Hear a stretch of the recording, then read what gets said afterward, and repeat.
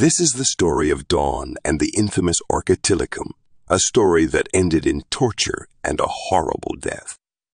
In the world of animal entertainment, few incidents have shaken the industry and touched the hearts of people around the globe as deeply as the tragic incident involving Dawn Brancheau. Dawn, a highly skilled orca trainer at SeaWorld Orlando, was beloved by both her colleagues and the orcas she worked with. Her unique bond of trust and understanding with these magnificent creatures made the orcas appear tame and playful during shows, captivating audiences worldwide. However, on that fateful day, tragedy struck, leaving the world in shock and mourning. Predators and humans are not meant to be best friends, especially when the animal is imprisoned far from its natural habitat. Tilikum did not belong in the water tanks of SeaWorld, and Dawn did not know that Tilikum was unhappy and had a dark and sad history in captivity. From a young age, Dawn loved animals, and as an adult, she was destined to work with them. Her fascination with orcas began when she was on vacation with her family in Orlando. It was then that she decided to become a trainer of shamu. Shamu was a female orca captured in October 1965, the fourth to be captured and trained as a performer. Shamu was sold to SeaWorld and became one of the most famous orcas. Shamu died in 1971, but after her death, SeaWorld continued to use the name Shamu for different orcas in various parks, hence the title of Shamu Trainer. Dawn's fascination and determination to become a shamu trainer led her to specialize in animal behavior and psychology during her college years. She also often volunteered at a local animal shelter and even turned her house into a private animal house, where she had 2 chocolate Labradors, some ducks, chickens, rabbits, and small birds. She then spent 2 years working with dolphins at Six Flags in New Jersey before fulfilling her dream and starting to work at SeaWorld in 1994. For 2 years, she worked very hard to become a shamu trainer. Initially, she worked with otters and sea lions, but in 1996, after marrying Dawn Brancheau, a water skier at SeaWorld, she finally achieved her dream and began working with orcas. She exercised for hours every day to stay in shape because working with orcas requires being in top physical shape and being able to hold one's breath for minutes while performing insane acrobatics with what can only be described as the most intelligent predator that exists. Orcas are truly superior predators, amazing and very intelligent animals. In fact, much of their behavior is so unique that it amazes scientists. For example, they never attack people in the wild, despite the countless encounters that occur between them and humans every day. Indeed, they are the true kings of the sea, and nothing can kill them, not even sharks. Interestingly, all kinds of sharks, and even monstrous giant whales make up a good part of their diet. This is crazy because that should make them the most dangerous killers in the oceans, and humans should be more terrified of them than of sharks. But luckily, orcas simply do not eat or attack humans, not even when provoked or hunted. To this day, there is not a single record of a human being killed or even attacked by orcas in the wild. The only cases have occurred in captivity, and only 4 of them ended in death. They are not called killer whales for nothing. It is a well-deserved name because they are the wolves of the ocean. They are very social and exist in groups, in communities, and also show signs of incredible intelligence when hunting and playing. We humans are very lucky that they do not attack us because orcas are very playful and also have a bad tendency to play with their prey, or rather use them as a toy until they die. Most groups of orcas are actually made up of very stable matrilineal family groups called pods and seem to value what we call family. Their sophisticated hunting techniques and vocal behaviors, which are often specific to a particular group and passed down from generation to generation, are nothing but a form of culture. They are not as cute and adorable as they appear on television. These predators can grow to be more than 9 meters long and weigh up to 11 tons. They are literally the only known predators of the gigantic and ruthless great white sharks. Scientists have documented countless cases where orcas in the oceans were hungry and yet did not attack or kill humans, leading them to speculate that orcas are trained from birth by their mothers and the group never to attack or kill humans. Others speculate that orcas recognize that humans are intelligent beings like them and therefore do not attack them. In short, orcas remain an epic mystery. It should be noted that historically, orca pods sank ships and harassed people, but did not attack or kill the fugitives. For example, on June 15, 1972, the hull of a 13-meter wooden boat was damaged by a pod of orcas and sank about 320 kilometers west of the Galapagos Islands. The owner of the boat, Douglas Robertson, and his family of 5, escaped in an inflatable life raft in a dinghy, and the orcas did not pursue them or harm them.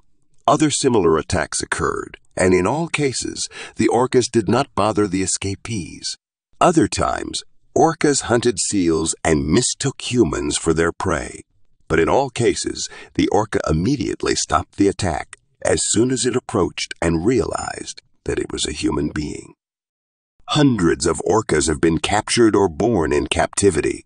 Although these environments are very stressful and harmful to them, they have only killed 4 people. So considering that they are the top predator and interact with many people while in captivity, that number is quite low. However, these orcas in captivity have shown aggressive behavior towards people, often dragging their trainers under the water and playing with them as if they were a toy, causing many injuries that have often been swept under the rug by marine theme parks like SeaWorld. To this day, no one has any idea why orcas are such complex creatures and avoid harming people at all costs. In addition, their brains are quite complex and are still being studied. This brings us to the infamous, now deceased orca Tilikum, who killed Dawn Brancheau.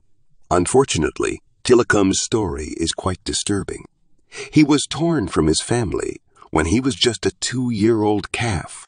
He was the product of human interference, greed, intimidation, and contempt for his unique nature. For decades, he entertained crowds, generating tens of millions of dollars in profits for SeaWorld. He was reduced to a splash whale, imprisoned in small, torturous pools far from the infinite vastness of the oceans, his true home. Tilikum's story began in 1983, when he was taken from his mother at the age of 2, near Iceland, and sent to a rundown marine park called Sealand of the Pacific in Canada. He was tortured with training that included food deprivation as a training technique, and he was also placed with 2 dominant adult female orcas who had no mercy on him and often attacked him. For years, Tilikum performed up to 8 shows a day, 7 days a week, to attract the masses. It was then that he became ill and attacked one of his trainers, Kelty Byrne, by dragging her under the water and preventing her from leaving the pool. The story was covered up, and her death was ruled an accident. Anyway, Sealand was almost bankrupt, so it closed its doors and sold Tilikum to SeaWorld. The trainers at SeaWorld were not informed that Tilikum had previously killed a trainer, and often attacked them, trying to drown them and playing with them underwater as if they were toys. Former SeaWorld trainer Samantha Berg once said, "My knowledge of the animal's past was very limited. In fact, there had been 30 incidents between orcas and trainers before I was hired at the park, and I did not know about any of them until after I left SeaWorld." So, I think it is a serious mistake on SeaWorld's part not to let people know the history of all the animals. After being transferred to SeaWorld Orlando, Tilikum attacked again in 1999, but this time he killed a customer who should not have been there. The body of 27-year-old Daniel Dukes appeared naked and covered by the body of the giant whale in July 1999. Apparently, Dukes had entered SeaWorld and hidden until the park closed, and then he decided to take a swim with Tilikum. No one knows exactly what happened to Dukes that night. The autopsy ruled that he died of hypothermia in the cold water. Duke's parents filed a lawsuit against the park that same year, but later withdrew it. Many people think that SeaWorld does what it does with animals like Tilikum because it enjoys doing it. However, the truth is far from that. SeaWorld simply offered entertainment, and people knew what it entailed. More than 20 million people who visit SeaWorld Orlando each year know that these animals belong in the ocean, just as visitors to zoos know that animals belong in the jungles and forests. It goes without saying that SeaWorld has always been the subject of controversy since it opened its doors in 1964, and many of them revolved around Tilikum and other orcas, which were considered intelligent and kind giant creatures that should not be in huge water tanks. Public bodies also considered orcas to be predators like sharks, lions, and crocodiles, and were concerned about the safety of trainers during shows and training because history showed that orcas treated humans very differently when in captivity and much more violently. Today, SeaWorld owns more than 55 orcas in its parks in Orlando, Florida, San Diego, California, San Antonio, Texas, and recently outside the United States in Abu Dhabi, United Arab Emirates. In 2016, they announced they would end their orca breeding program at the park and completely eliminate their theatrical orca shows, mainly because California passed a law prohibiting the use of orcas in shows. However, in 2020, they reversed course and began to present new live orca shows to their clients in all their parks except in California because the public demand for these shows was deafening and simply because it was very profitable. In most parks, the tanks where the orca shows are held are surrounded by stadium-like seating, and in some cases, some part of it is dedicated to an open restaurant where diners can eat while watching the show, as the orcas splash and perform all kinds of acrobatic movements alongside trainers. Spectators pay up to $50 per seat, and in the restaurant section, they pay much more since the food is quite overpriced and expensive. The show is repeated several times a day. It should be mentioned here that SeaWorld has become much more humane with its collection of orcas and has implemented some serious measures to keep the animals comfortable and happy. Well, at least that's what they say. Frankly, these beautiful creatures belong in the ocean, and we shouldn't keep them tortured in tiny enclosures and force them to perform to satisfy our endless need for entertainment. It's not right. Now, let's look back at the details of the death of Dawn Brancheau. On February 24, 2010, she was performing in a show scene with Tilikum, who was SeaWorld's largest orca at the time. About 200 people were sitting and dining in the restaurant area near the large pool.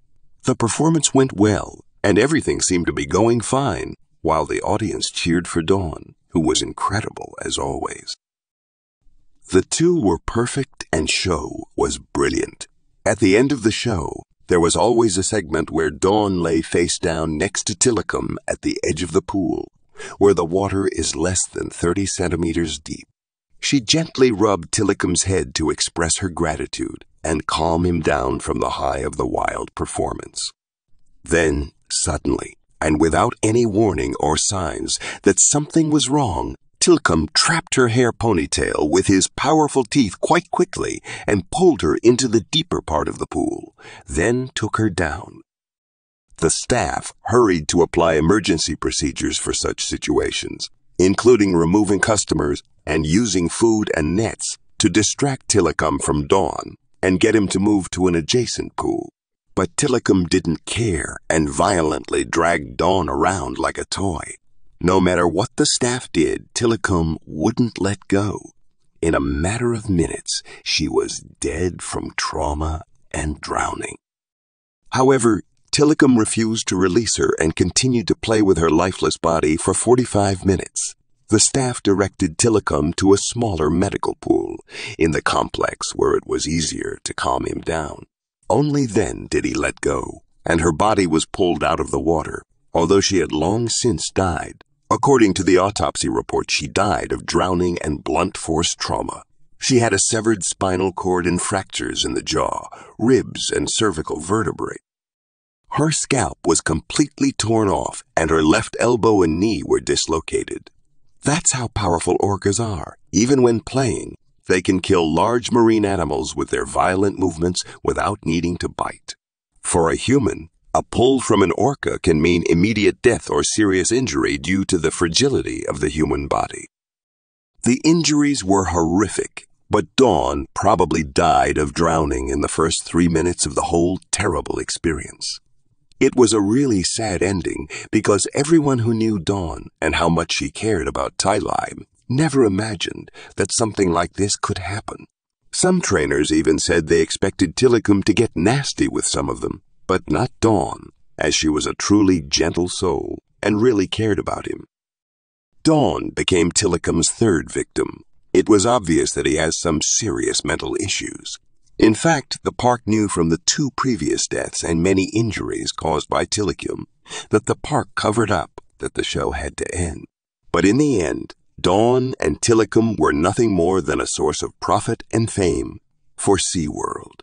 Proof of this is that the park didn't close the show after the tragedy. Every time something bad happened, the park would pause the show for a while and then put it back on. One has to wonder how many people have to die because of predators at SeaWorld for the show to stop for good. Not even the intervention of the Occupational Safety and Health Administration, or OSHA, was forceful enough for SeaWorld to stop using orcas in shows. The demand for shows from the public was simply too high and the profits were huge. SeaWorld arrogantly did not accept responsibility for Dawn's death when OSH cited them in August 2010 for 3 safety violations. They were only fined $75,000, a drop in the ocean for a company that was making billions of dollars at that time. The results of the investigation were disturbing. Over a 20-year period, SeaWorld's orcas, including Tilikum, were involved in 100 acts of aggression, including 12 incidents that caused injuries or the death of a trainer. Anyway, after the incident, Tilikum's sperm was used to father more than half of SeaWorld's orcas, even though he killed 3 humans. To this day, it is unclear why SeaWorld tried to blame Dawn for the incident. We may never know. Years after Dawn's death, her family created the Dawn Brancheau Foundation to honor their daughter by improving the lives of children and animals in need and inspiring others to follow their dreams. Have you ever been to SeaWorld or any other marine park? What do you think of orcas and the treatment they receive in parks? Let us know in the comments section. And please like, share, and subscribe to our channel. Thank you.